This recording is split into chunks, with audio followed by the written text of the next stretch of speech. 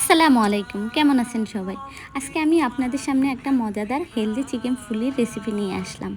প্রথমে আমি চিকেনগুলোকে একটু আদা আর রসুন বাটা দিয়ে সিদ্ধ করে নিলাম, সামান্য একটু লবণ দিলাম। তারপর এগুলোকে আমি ছোট ছোট করে কিমা করে কেটে নিলাম। তারপর এখানে আমি গাজর গ্রেট করে নিলাম। গাজরগুলো আমার গ্রেট করা হয়ে গেলে আমি এখানে বাঁধাকপি নিলাম। বাঁধাকপিগুলোকে আমি চিকন চিকন করে কেটে নিলাম। বাঁধাকপি কাটা হয়ে গেল। তারপর আমার এখানে চিকেন কিমাও রেডি হয়ে গেল। তারপর আমি চলে গেলাম মূল রান্নায়।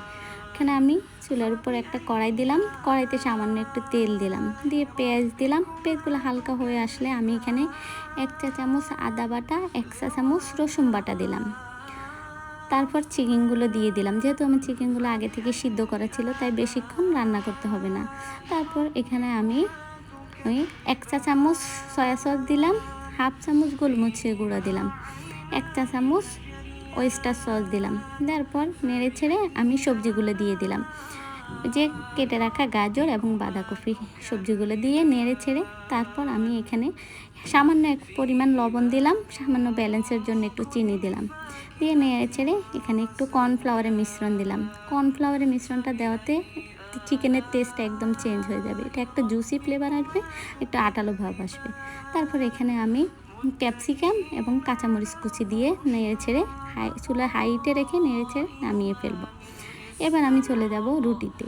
রুটি আপনারা নর্মাল যে রুটি তৈরি করেন ওই আটার ডোটাই তৈরি করবেন, করে তারপর বড় করে একটা রুটি বেলে ওটাকে ছোট ছোট করে কেটে নিলাম। নিয়ে ছোট রুটির মধ্যে আমি চিকেনের পুরটা দিয়ে দিলাম। চিকেনের পুর দেওয়াতে আমার চিকেন ফুলিগুলো রেডি হয়ে গেল। এখানে আমি একটা কর্নফ্লাওয়ার এবং ডিম দিয়ে মিশ্রণ তৈরি করে নিলাম, আর এখানে ব্রেড ক্রাম্ব নিলাম। তারপর চিকেন ফুলিগুলোকে আমি কর্নফ্লাওয়ার এবং ডিমের মিশ্রণের মধ্যে ডুবিয়ে এগুলোকে আমি ব্রেড ক্রাম্বের মিশ্রণে দিয়ে দিলাম, ব্রেড ক্রাম্বে দিয়ে দিলাম। তারপর তৈরি হয়ে গেল আমার মজাদার এবং হেলদি চিকেন ফুলির রেসিপি। আপনারা এটা ট্রাই করতে পারেন, একদম ইজি প্রসেসে। Thank you so much. আল্লাহ হাফেজ।